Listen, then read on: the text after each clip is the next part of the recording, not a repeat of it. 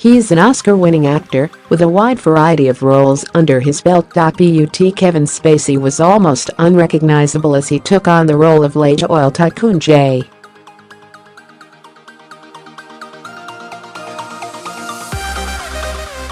Paul Getty in the first trailer for Ridley Scott's new movie, All the Money in the World.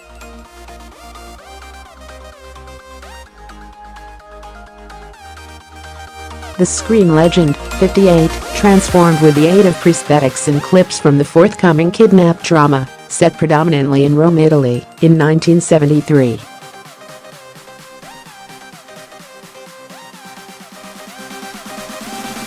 The movie details the story of Getty refusing to pay the $17 million ransom when his grandson was kidnapped at the age of 16, despite being the richest man in the world at the time.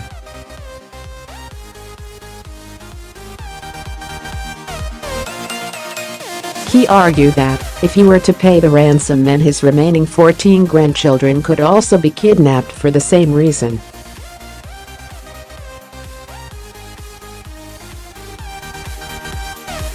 Getty's action then forced his grandson's mother to team with an ex-CIA negotiator to try and save her son.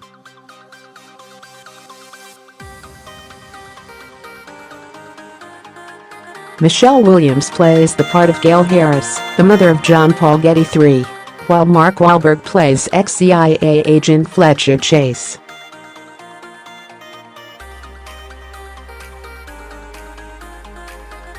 Gail is a devoted and strong-willed mother who routinely chooses her children over Getty's fortune.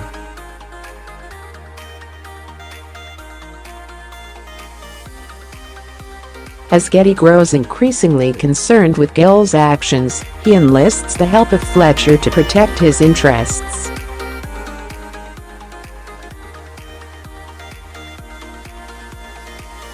Unbeknownst to Getty, Fletcher and Gail become allies in the fight to retrieve her son alive.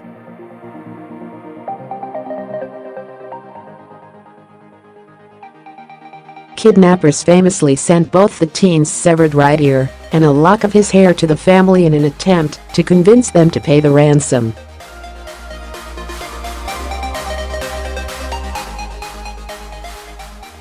Gail and the boy's father, John Paul Getty Jr., eventually convinced the elder Getty to pay a $2.9 million ransom.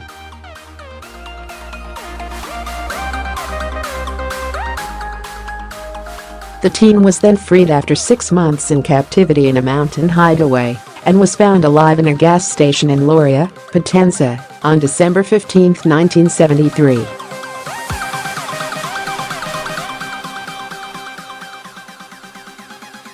Some family members initially believed the kidnapping was a ploy by the teen, as he had previously joked about staging such an event to win money from his famously frugal grandfather.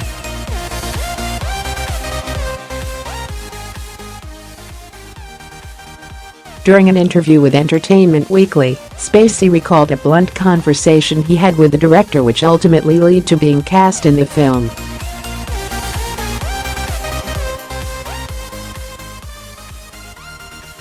He explained, "I've known Ridley a very long time, and I've seen him on a number of occasions at a number of places, but we've never worked together, and it was maybe 4-5 years ago when I ran into him again.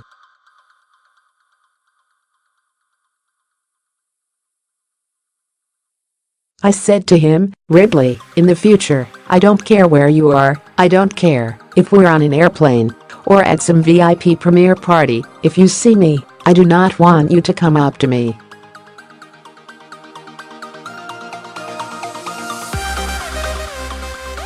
I do not want you to come say hello, because we've been saying hello together for nearly 20 years, and the next time you say hello to me has to be on a film set.'"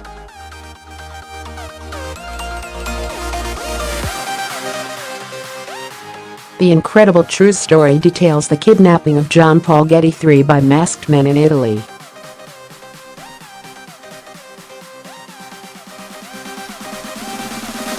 Spacey said he dove deep into research of Getty's life and realized the man wasn't exactly who the public perceived him to be.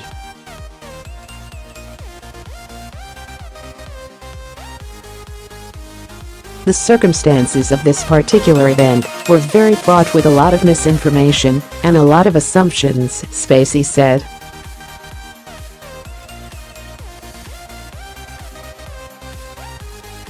He was reluctant to pay the ransom on one level because he had 14 grandchildren, and he felt that if he started paying ransom, he was going to put his other grandchildren in jeopardy.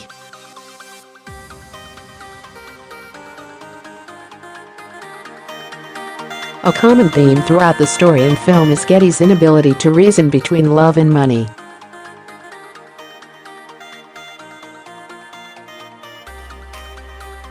Yes, there are certain things he did to minimize the tax implications of paying ransom, and people can certainly question, was that a good thing? Was that a bad thing? You know, he was all business, Spacey said.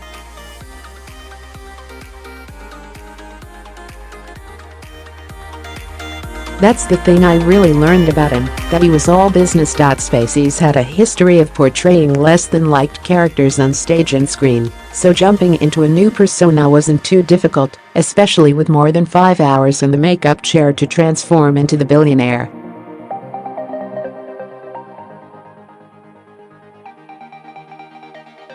One of the things I always enjoy trying to do in roles is allowing a character to behave, to do things, to say things in which an audience's allegiances keep shifting, where even sometimes against your better nature you might like a character, you might root for a character, the House of Cards actor explained.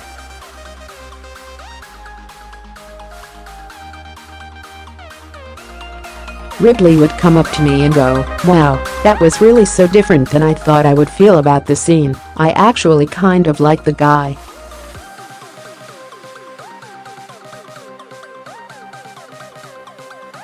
To me, that's part of the challenge and part of the joy in being able to play a character as complicated as this man was.